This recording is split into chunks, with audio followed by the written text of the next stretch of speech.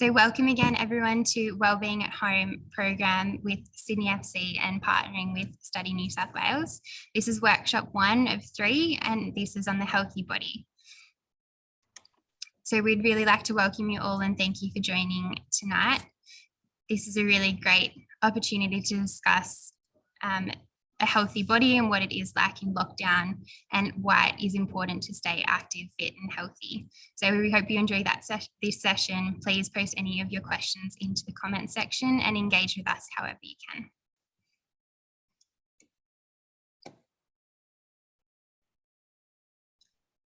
So we're going to test our poll functions just before we start. So we wanted to start with quite an easy poll.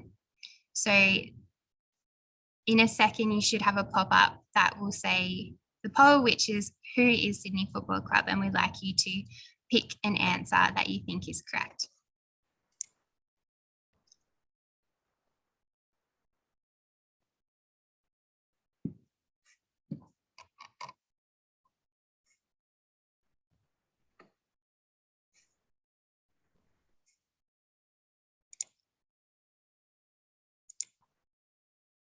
Hopefully that's on everyone's screens now.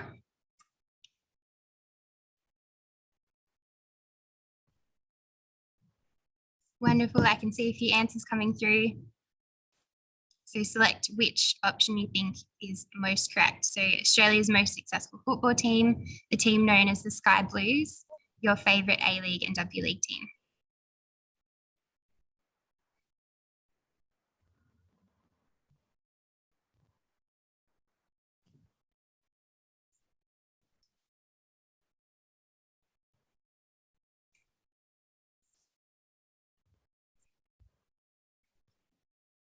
I'll give you another 30 seconds. There's still a few more people needing to put in their answers.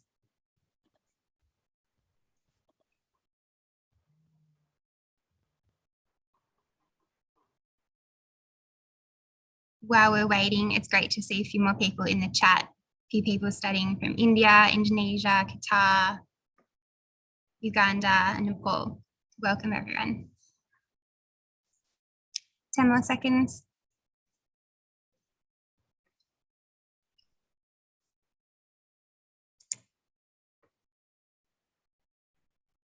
Okay, so the results should be on your screen. So hopefully that was an easy process for you and we'll be using these throughout the session. So if I share the results. So we had 17 people say Sydney FC is Australia's most successful football team. We had another 30% say the team known as Sky Blues, and we've got 4 Sydney FC fans out there. Hopefully we'll convert a few more of you by the end of the evening. So this is the function we'll use to engage, and we hope that everyone takes up the opportunity to pick their answers, and we'll be learning more about those topics during the night. So just quickly, a little bit of an overview of who Sydney FC are. So all of those answers that you had on screen before are actually correct. So Sydney Football Club is a professional soccer club based in Sydney, New South Wales, Australia. We compete in 2 national competitions for that, which is the A-League and the W League. So that A-League is the professional men's competition in Australia and the W League is the professional women's competition in Australia. We were established in 2004, so we're now 17 years old. So we're not as old as a lot of sports in Australia, such as the AFL and NRL, but we are quite young in our existence, but also making a splash on the international stage. And football is the largest participation-based sport in Australia. So we hope that as we get older as a club, our fans and our members come along on that journey and we grow that member and fan base and participation in football as a code. And then Sydney FC is actually the most successful football club in Australian history. We've won 26 trophies over our 17-year history. And I think for our W League, we've made every grand final that there has been within the history of the competition, and unfortunately last year both of our men's and women's teams didn't take home the trophies, but we're looking to kick off the season in a few months' time and hopefully do one better in that aspect.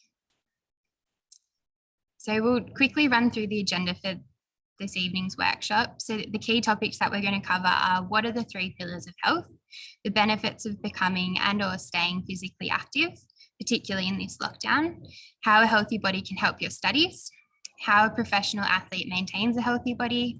We're going to meet Sydney FC W League star Ali Green and talk to her about her experiences and get some tips and exercises that you can do at home. And Ali is actually going to show you those as well. And then also links to other resources that you can utilize, including this workshop, which is obviously recorded, but other places that you can get really good information to keep healthy and fit during this time. So without further ado, I would like to introduce to you Matt Sade. So Matt is our head of strength and conditioning for our senior academy at Sydney FC, and he's going to talk to you a little bit about the 3 pillars of health. So please welcome Matt. Thank you. Thanks for the introduction. So yes, my name is Matt Sade, and as I was mentioned there, I'm the lead strength and conditioning coach for our senior academy at Sydney FC. I have a degree in sports science and exercise physiology from University of Wollongong, so another one there. And yeah, I've been in the strength and conditioning and exercise physiology field for the last 15 years. And my role at Sydney is really to prepare our players physically for the demands of training and also matches. And as our program is a development program, it's also part of our role to prepare the players to hopefully have professional honours over the next couple of years. So just to make sure that they're ready to take that step up to the professional ranks.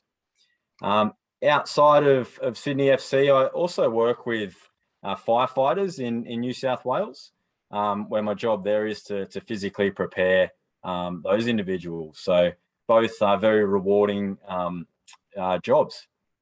And what we're going to do tonight, as was mentioned earlier, we're going to touch on the 3 pillars to good health and how that relates directly to your studies and being an effective student. But we're going to kick it off, first of all, to find out how you guys have stayed active so far during lockdown. So this is going to be another poll that we're going to start off with. So you'll see the question on the screen there. We'd love to hear your response. So we're going to give you 30 seconds to respond to that question.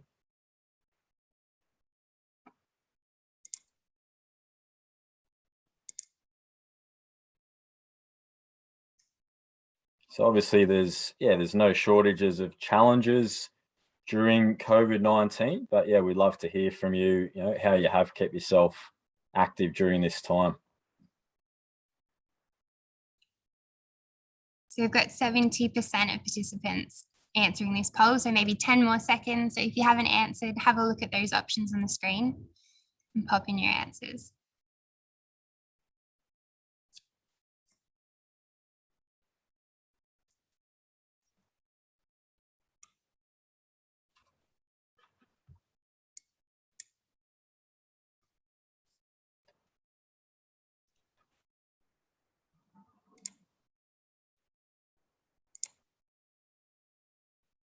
Okay, it's a close one. Gee whiz, you need to look at that. 24% have said getting enough exercise as being a challenge during lockdown, but a very close or equal second there, forming a routine, motivation, stress levels, and then eating healthy. So very evenly spread responses there. And yeah, I must say myself, I've found definitely challenges there. I'm like everyone, very busy and have work and family commitments. So definitely struggle with those. But, hopefully tonight we'll be able to unpack some tips that you can really use to help get you back into a routine if you've dropped out of one, and stay on track with your studies as well. So we'll move on from that poll. And we're now going to talk about the 3 pillars to good health. So it should come as no surprise that exercise, nutrition, and sleep are the pillars of good physical and mental health. So I'm sure we've all experienced times in our lives where lack of sleep, poor eating habits, and irregular exercise have diminished our ability to cope with pressure and stress. And the more stressed we get, the more difficult it is to eat, sleep, and exercise well. So engaging in this negative cycle long enough becomes problematic to your studies, but also your job performance. They'll be compromised as well. The bottom line is that not taking care of yourself will not only hurt your health, but also your success as a student. So I invite you to make some notes during the presentation tonight, just on these 3 pillars, what action steps you can put in place to make sure that you're going to be the best student possible. So now we're going to drill down on some of these points. But before we do so, let's look at another poll here. And so it's slightly different to the other one, but what you're currently doing to stay active at home during lockdown. So again, we're going to give you 30 seconds to respond to this one, and you'll see the responses coming up there: running, walking, you have a personal trainer, online classes, or nothing at all.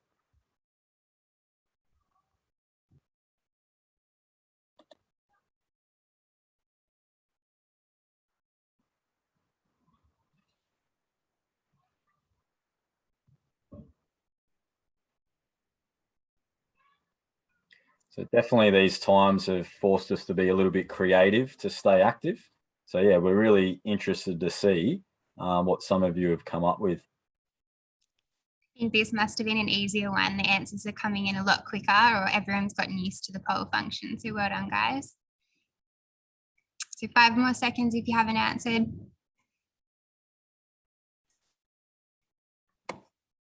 Okay, let's see what you all chose. All right, so you got walking, just over a third of responses there, and closely behind running.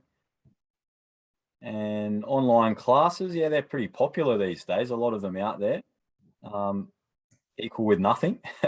And then a small fraction there with a personal trainer. So yeah, thanks very much for the responses. Myself, during this time, I like to mix things up. I get bored quite easily. I've got a small gym in my garage at home, and over the years, I've added little bits and pieces to it. I also purchased a push bike last year during lockdown, and I sort of want to get my money's worth from that, so I try and take that out as much as possible. So I try and go for a run or a cycle or do a gym session at home on most days.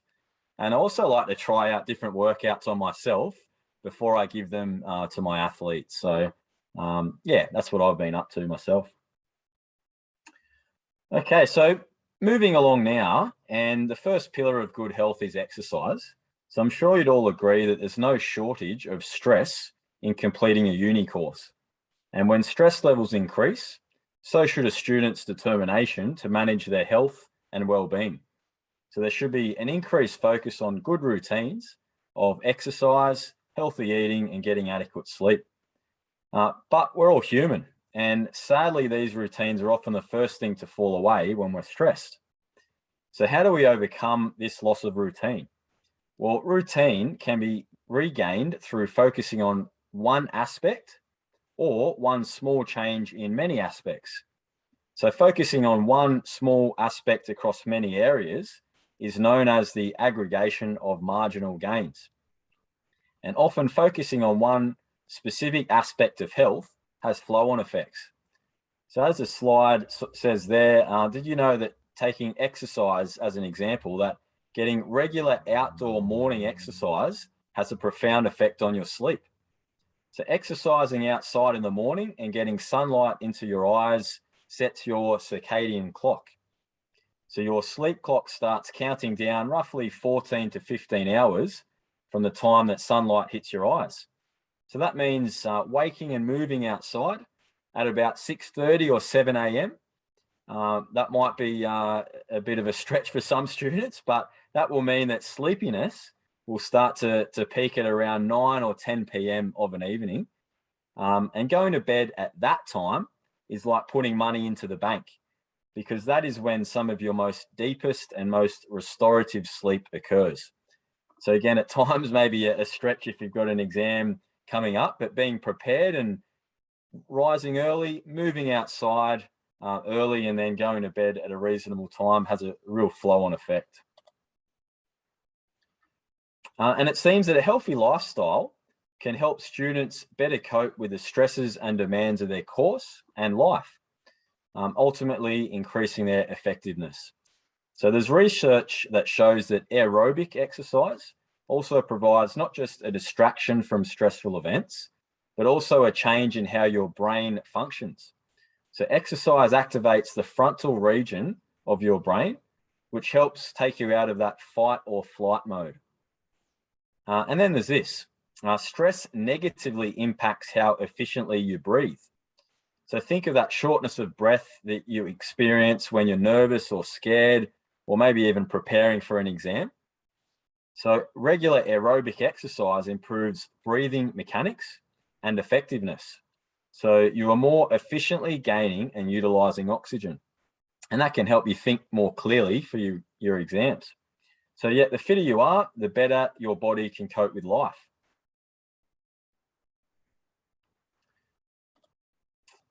Okay, so next we're going to look at, as mentioned on the previous slide there, the effect that exercise has on your brain. And this table highlights some of the links to your studying superpowers. And the first one there is neural plasticity. And that's the ability for your nervous system to change its response to stimuli by reorganizing its structure, functions, and connections. So by exercising, you are fundamentally improving your brain's function, effectiveness, and efficiency.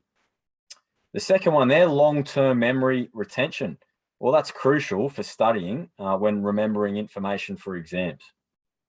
The third and the fourth one there, reasoning and problem solving. So reasoning is the action of thinking about something in a logical, sensible way. So this can assist with your understanding of concepts within your course. Next one is creativity. Well, sometimes your problem solving might need to get a little creative. And then the last one there is attention.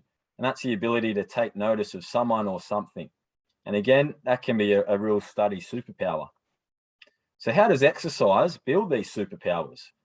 Well, a study by the University of British Columbia found that regular aerobic exercise, so the kind that gets your heart pumping, appears to boost the size of the hippocampus, which is part of the brain involved in verbal memory and learning. It also increases the production of neurochemicals that promote growth, survival, and repair of brain cells. And it also enhances several neurotransmitters in the brain, including circulating dopamine, serotonin, and norepinephrine. And these neurotransmitters play a key role in mental health, mood enhancement, and wakefulness.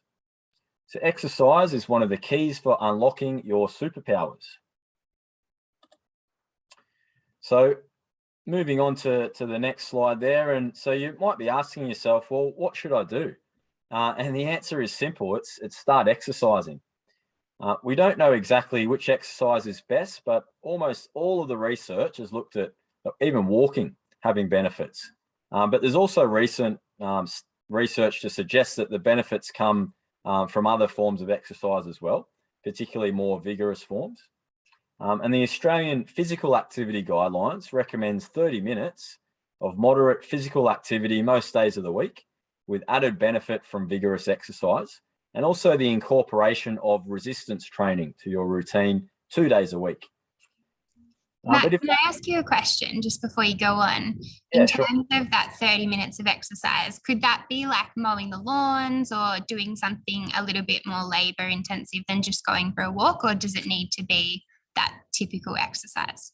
Yeah, most definitely. So we've sort of got two forms of exercise. We have, the planned exercise that will get our heart rate up and get us breathing a little bit heavier. And that can be any forms that do that, which might be definitely mowing the lawn and gardening.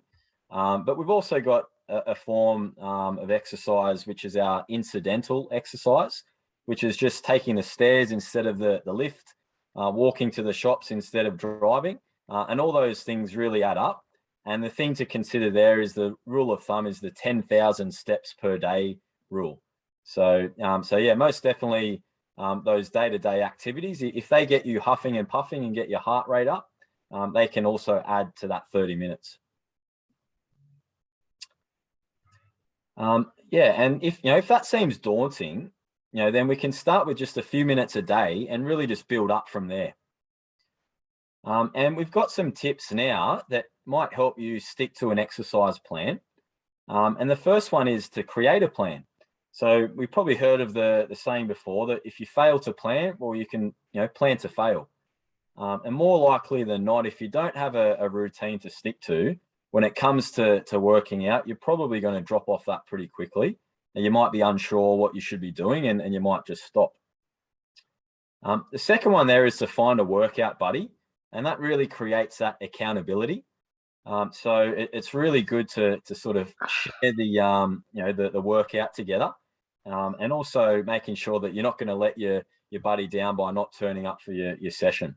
And this day and age, that might even be a session over Zoom, or a group exercise class, with a group of people. It's really important to keep that social connection during these times. Third one there is to sign up for an event. It can be really motivating when you've got a goal in mind that you're working towards, and you can track your progress along the way. Sometimes the slog of getting up and exercising when you're not particularly working on something specific can be a bit of a tough slog. So that might mean even just a half marathon or a fun run or an event you've always wanted to do. Book it ahead, pay for your money in advance to make sure you're going to turn up. And a lot of those events also raise money for charity, which can be a very positive thing as well. The next one there is to use a fitness tracker.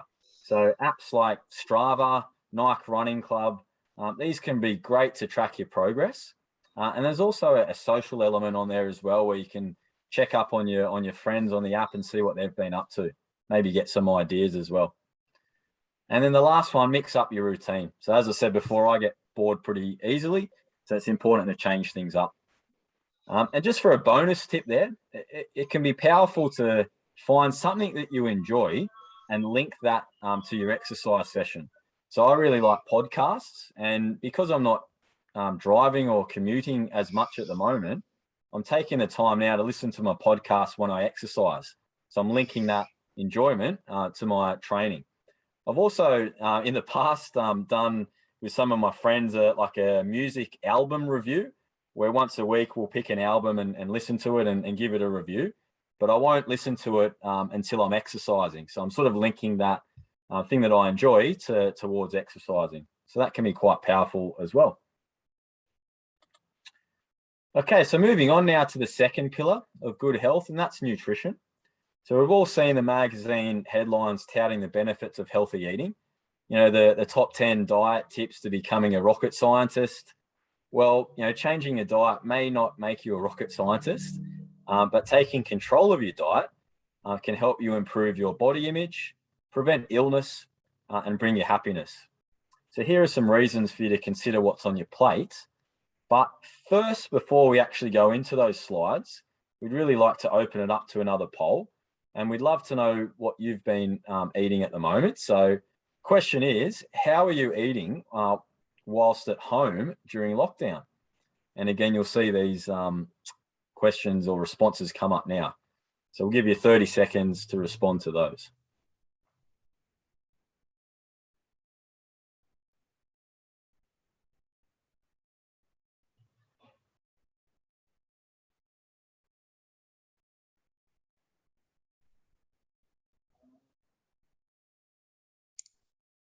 Oh, it's neck and neck. I can see the back end answering, and I think we might have a close one here.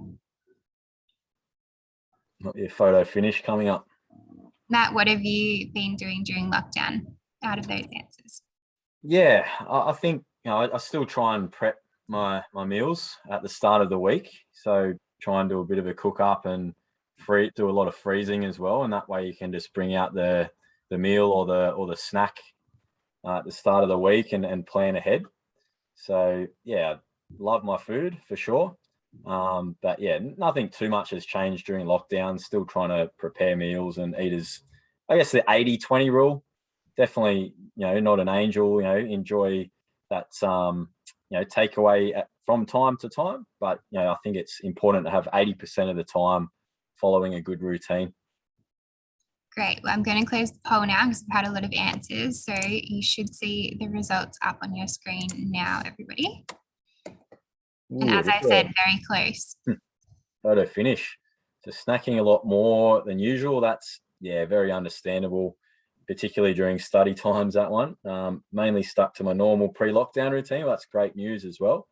So that makes up half of all the responses, and then closely follow behind, cooking a lot more, cooking a good variety. So yeah, that's great. Even take up a new skill of trying different recipes is a good time to do so at the moment. Okay, so we're going to move into nutrition a little further now and look at the gut and brain connection here. So the gut and the brain are connected through an axis, and this axis has both physical and biochemical connections. So your gut and brain are also connected through chemicals known as neurotransmitters. And neurotransmitters produced in the brain help control feelings and emotions. And serotonin, I mentioned that one before, that's a well-known brain neurotransmitter that makes you feel confident, happy, and motivated, and also controls your body clock. But did you know that 95% of serotonin produced by the body occurs in the gut? So as a result, many scientists believe that if you keep the bacteria in your gut healthy by eating more fruits and vegetables, you will feel more confident, happier, and more motivated. And this positive attitude can greatly improve your work and study performance. So we're now going to look at 4 steps to promote a healthy gut. So you can't expect yourself to be a high performance machine or get your high distinction in your exams if you're fueling yourself on takeaway and poor quality nutrients. So the first step is to eat a diverse range of foods. So there are hundreds of species of bacteria in your intestines known as your microbiome. So generally speaking, a diverse microbiome is considered to be a healthy one. This is because the more species of bacteria you have, the greater number of health benefits they may be able to contribute to. Unfortunately, the Western diet is not very diverse. In fact, it is estimated that 75% of the world's food is produced from only 12 plants and 5 animal species. The second step there is to eat a lot of vegetables, legumes, beans, and fruit. So vegetables are the best sources of nutrients for a healthy microbiome, and veggies are typically high in fiber and low in sugar. And high fiber foods that are good for your gut, well, they include beans and legumes, we mentioned, raspberries, green peas, broccoli, and whole grains. The third tip here is to eat fermented foods. So fermented foods are great for nourishing your microbiome, and some sources of fermented foods in the diet include yogurt, kimchi, sauerkraut, kefir, and kombucha. And then the last tip there is to eat foods rich in polyphenols. And polyphenols are plant compounds that have many health benefits, including reductions in blood pressure, inflammation, cholesterol, and oxidative stress. And good sources of polyphenols, well, there's some good news here, audience, because dark chocolate is at the top of the list. However, it needs to be above that 75% of cacao. So not your typical milk chocolate there. Even better news though, red wine is also on that list. But again, think in moderation as well with that one. Green tea, almonds, blueberries, and broccoli are other sources as well. Okay, we're going to move on to the last pillar now, which is sleep.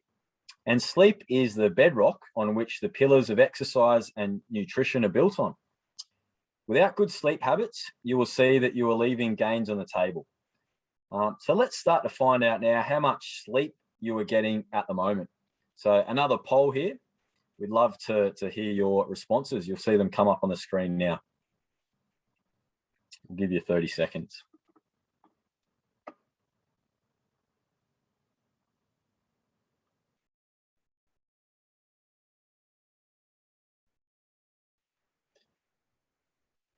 Very interested to see the life of a student here, what that answer might be, and if that's any different to lockdown or not.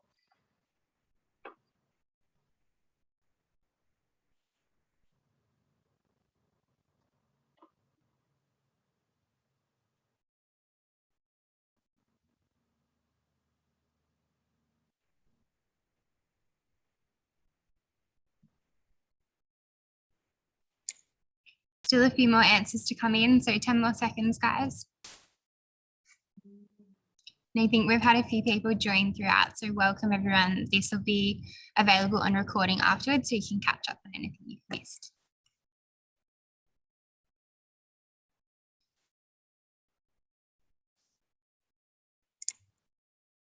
Okay, the answers should be on your screen now. Ooh, very good. 72%, 7 to 9 hours. Okay, good. 0% less than 4 hours. That's a good thing.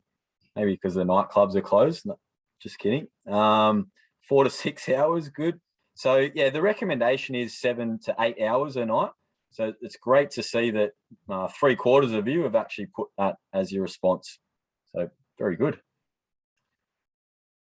Okay, so have you ever thought what actually occurs to your body during sleep? So is sleep just inactive downtime for your body?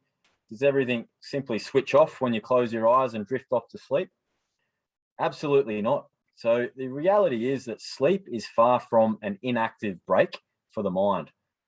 Every single physiological system of your body is being balanced, enhanced, and optimized during sleep. And renowned sleep specialist, Dr. Matthew Walker, is quoted as saying, "We have not been able to find one single system of the body that is not affected by sleep, either positively when we get it or negatively when we don't." And when you sleep, you're brainwashing yourself. So quite literally, you are washing your brain. So there's new research from Boston University that suggests that tonight, while you sleep, something amazing will happen within your brain. Your neurons will go quiet. A few seconds later, blood will flow out of your head. Then a watery liquid called cerebrospinal fluid will flow in, washing through your brain in rhythmic pulsing waves, like waves rolling onto a beach. And the research suggests the brain is flushing out toxins and memory impairing proteins from the brain during this process. So it's quite amazing stuff.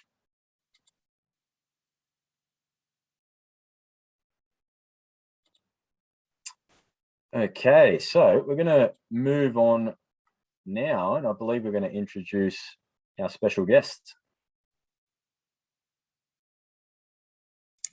Thanks, Matt. That was really wonderful, and it was great to hear about the 3 pillars of health. I hope everyone got a few tips. I know I definitely did. So without further ado, I would love to introduce to you Ali Green. Ali is a Sydney FC defender and professional footballer who has represented our wonderful country of Australia. We have a short video just to show you how great Ali is at this game of football.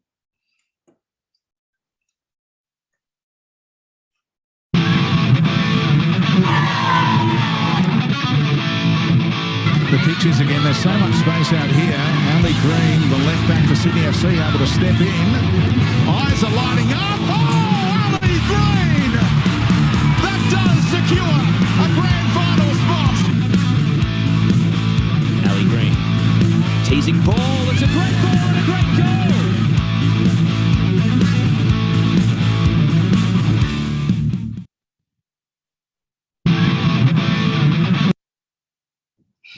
Wonderful. So everybody, this is Ali Green. I'm just going to put her on spotlight so everyone can see her. So Ali, as I said, is a Sydney FC defender, and she actually scored goal of the season last year with a extremely good left-footed rocket from outside the 18. So anyone who knows football, that is extremely impressive. So welcome, Ali. Thank you. Thank you for having me, and thanks everyone for joining.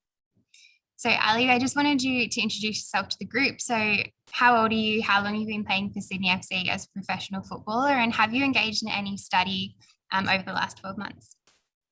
Yeah, so I'm 23. I've played 4 seasons with Sydney FC in the W League, and just about to start my 5th season with them in a couple months. So very excited for that season to start. And in the last 12 months, I have graduated with a diploma of interior design and decoration at Billy Blue in Sydney. Wonderful. So obviously talent on the field, and if anyone needs some decorating on their house, Ali is your person to call.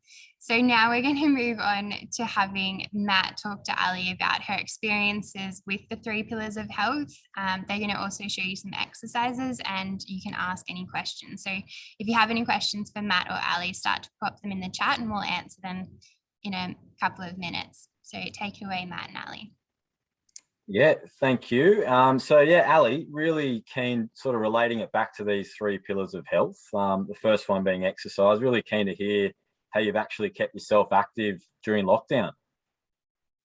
Yeah, it's been pretty challenging, to be honest. Our winter season, which we play when we're not with Sydney FC, was cancelled halfway through. So it meant that we were left to our own resources and imagination to stay fit as best we could leading up to this season with Sydney FC that starts, we start training in October. So it's been a good couple months without team training. A majority of that has also only allowed us to be training with one other person here in Sydney, as a lot of you know. So it's been pretty tough, but just been doing what I can, doing some runs, just bought a kayak with my family. So we've been trying to change up the exercise a little bit and been out in the kayak today doing some off-feet exercise, which has been nice. Yeah, great. No, it's refreshing to hear that even a professional athlete still has found it challenging during this time. And yeah, really great you're connecting with the family and with the kayaking. That's awesome. The next pillar is nutrition. So I'd love to hear what your favorite foods are and how do you maintain a healthy diet to fuel your performance? Yeah, I think nutrition is a really important aspect of being a footballer and an athlete, especially being female. You have to make sure you're fueling yourself with enough protein and iron to get you through your week of training and also playing high intensity level games as well. So during lockdown, you kind of have to just do what you do. And I'm lucky enough to live with my family, so I'm still getting a lot of nice meals every night that I can fuel my body with. But a couple of my favorite foods, I love sushi. I've always loved sushi.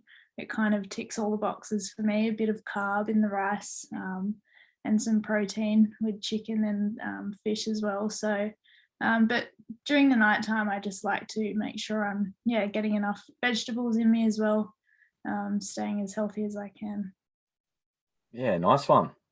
Last question, sort of related to the pillars as well, being on sleep. So how do you ensure that you get adequate sleep to help you recover?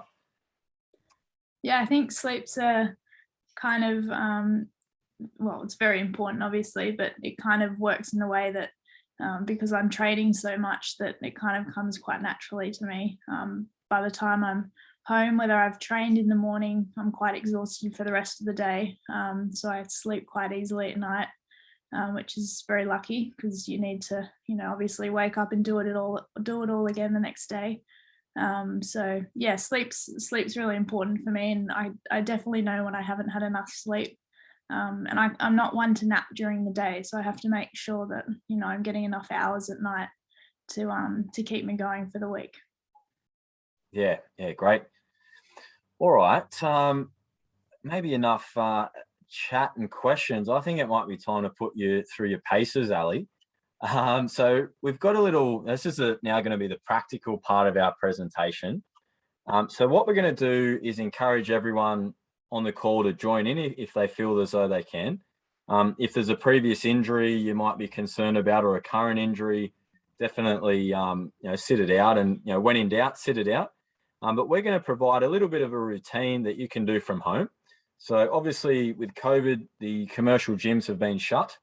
And with all your studying, you're probably quite stiff from over the desk. So we're going to look at a little sequence of exercises you can even do in your bedroom, which I'm sure Ali's going to do now. But there's going to be 4 categories. Mobility, particularly around the shoulders and the hips, really important with all the study. Lower body strength, upper body strength, and core. And you really don't need any equipment for this besides a chair. Ali's going to do 8 repetitions of each exercise, maybe 20 to 30 seconds on the last one. And then she's going to show you how to make that exercise harder with a progression B and C. And then we'll sort of talk about that to finish up. So our first category is mobility. So again, feel free to join in yourselves from home.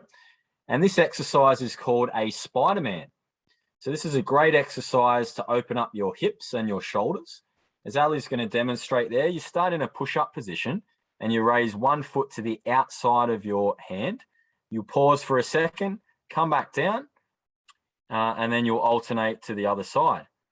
And the idea is to try and keep your back leg as straight as you can and just pausing for a couple of seconds and then changing sides. So by doing so, your back leg being nice and straight, you're going to feel a bit of a stretch on the front part of your hips, which is traditionally an area that gets quite tight from sitting long periods. So this is a very common one we use with our footballers who get very tight from striking a ball. So we'll do a couple of more of these. And as you'll see here, Ali's got a nice straight line from her head down to her heel. The cue we use for this one is head to heel, strong as steel. So that would be our first exercise. Might get Ali to now demonstrate the progression to that, just to show the audience how we could make that a little bit harder. So if we bring that one leg out, and you can see Ali pushing her elbow against the inside of the knee, and that just opens up the groin area a bit more. You then come down and then you do that on the opposite side.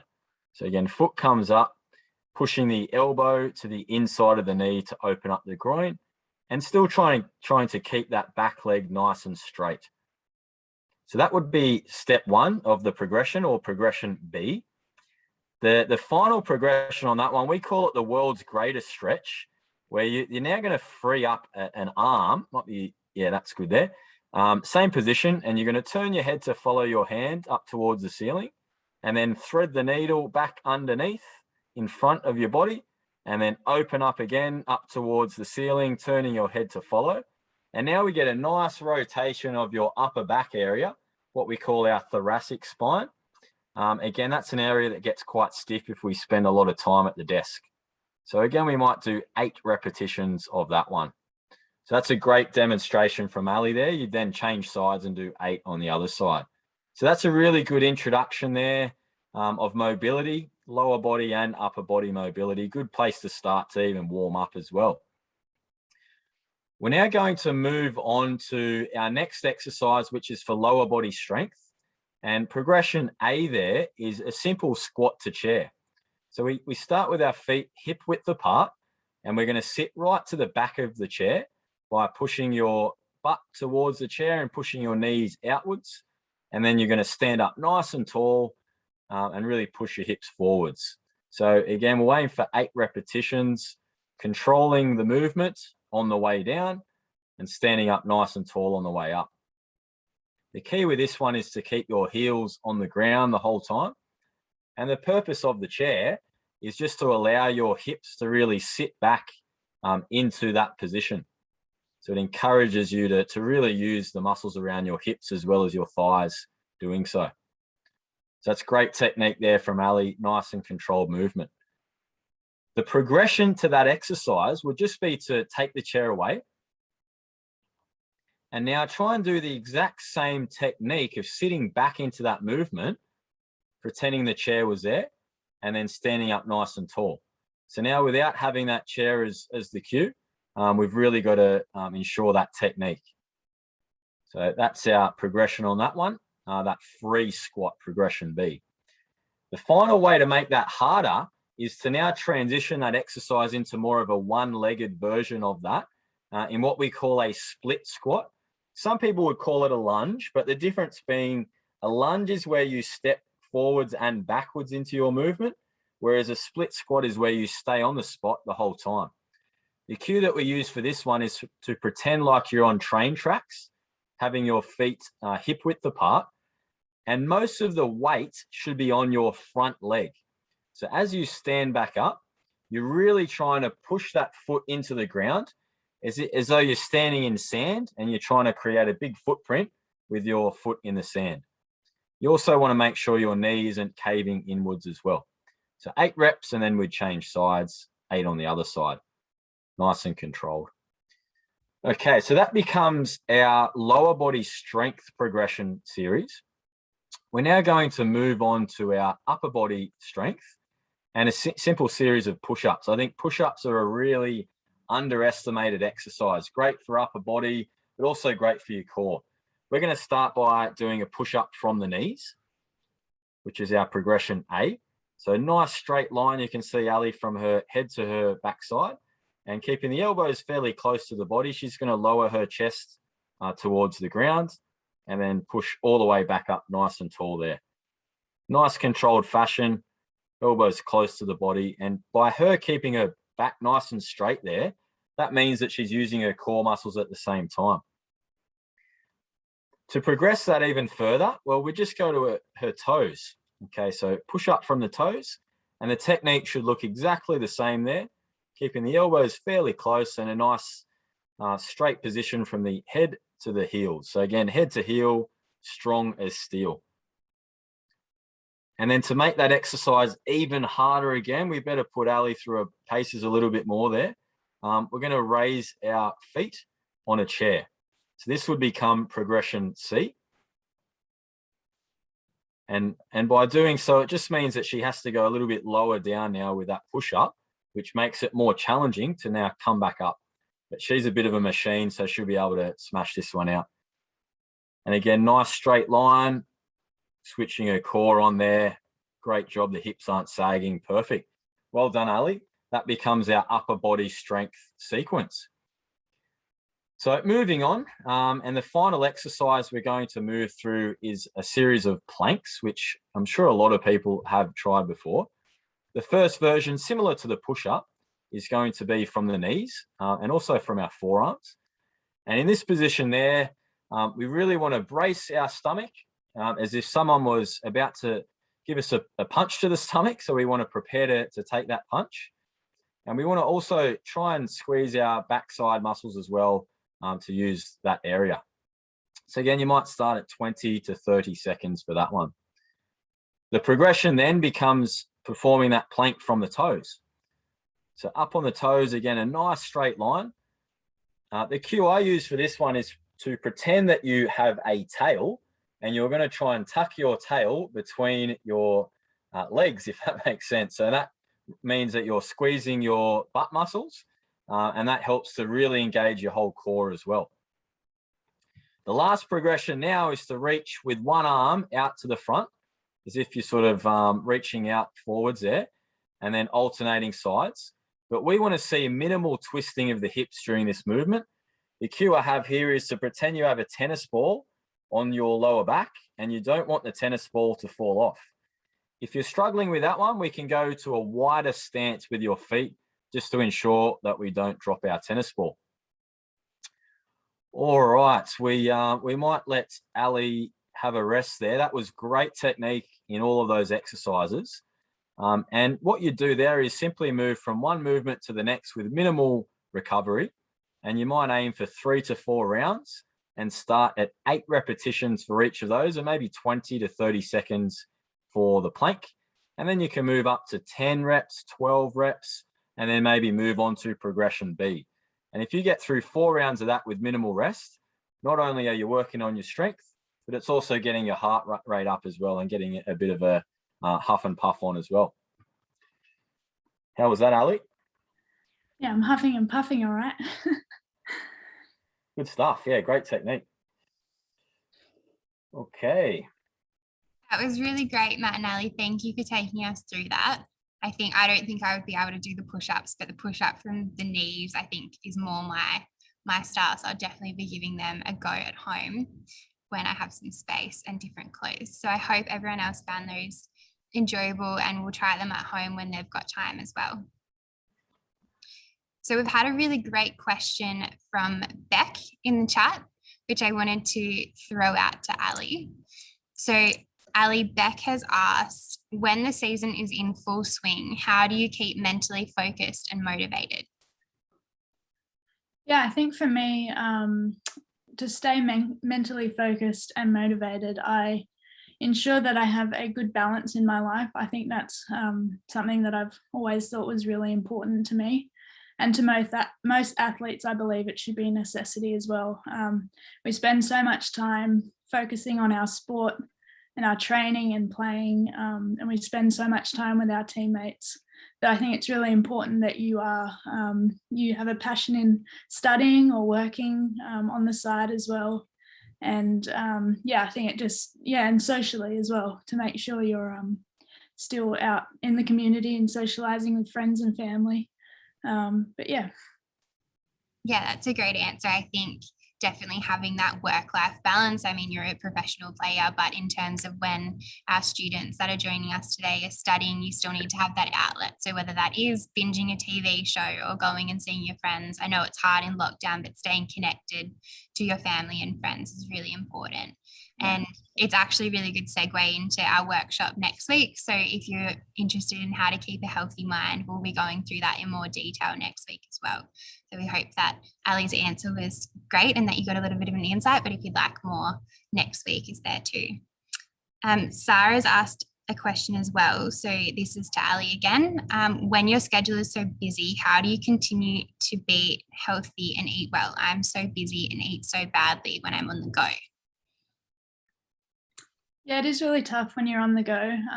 I mean, a lot of the time, if we're playing away games or if we're on the road traveling, doing or playing games or training, it is tough to make sure you're still fueling yourself with the right nutrients. It is really important because, like I said, you'd be going out onto the field either that day or the next day. But with our busy schedule, you kind of have to be prepared.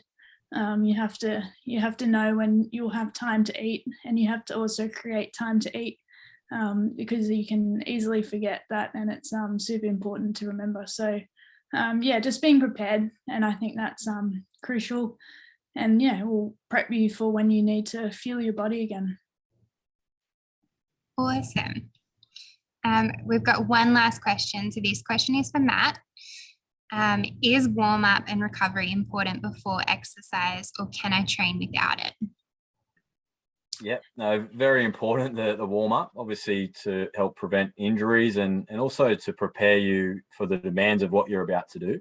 So we see the warm-up as a good opportunity to also work on certain aspects as well. So if you think about warming up even for 10 minutes, a few days a week, 30 minutes a week can really add up over the course of the year. So it's a good opportunity to work on areas of weakness throughout that time as well. But also think back to what you're about to be doing and how you can best prepare for that. And the further you get into your warm-up, the more specific it should be to what you're about to do. So very important. I think we've got time for one last question. So we've got a question in the chat. Is exercise sort of like HIIT? I think, is HIIT like a term, Matt? Yeah, so high intensity interval training is quite common these days. Yeah, so that's sort of where you spend a very short period of time, really working at a high intensity and raising the heart rate, followed by having a short rest and doing so again. A common example of that is a Tabata set where you work for 20 seconds and then rest for 10 seconds. And research behind that says that you only need sort of 4 minutes of that type of work to get some benefits. So definitely a great form of exercise. It relates to that vigorous exercise that I mentioned earlier. And it is, very rewarding, when we're all busy these days and, with our time to be able to do a shorter workout and still get some big benefits. In saying that, it is still important not to neglect some of the longer duration or aerobic exercise as well, even just going for a walk, not doing that HIIT every single session, because there's a lot of benefits, mentally as well. And also with that aerobic exercise long term, that can help you recover a lot better from that higher intensity work. So definitely HIIT has a place, but I wouldn't be doing it every single workout, maybe 2 or 3 times a week, and then mixing it up with lower intensity, longer duration as well. Awesome. I definitely didn't know what HIIT was, so that's a great explanation, Matt. Thank you. I think that's all we've got time for tonight. So just lastly, we wanted to provide you with a few extra resources that you can access to keep you on your healthy body journey. So Sydney FC has a Learn, Earn and Thrive page, which is the name of our partner project with Study New South Wales. So you'll be able to find this recording of our session tonight, plus a number of additional resources of some more exercises that some of our players have demonstrated if you want to do them at home or do them in a park. Oh, my lights just turned out. There's also YouTube. So YouTube has a great number of, sorry about that, a great number of workouts at home that you can do. So there's a link there on the screen. World Health Organization, Office of Sport and Healthline are also really great resources. So we'll send you a list of these, and there's a copy of the presentation that you can get, so you don't need to write these down just yet.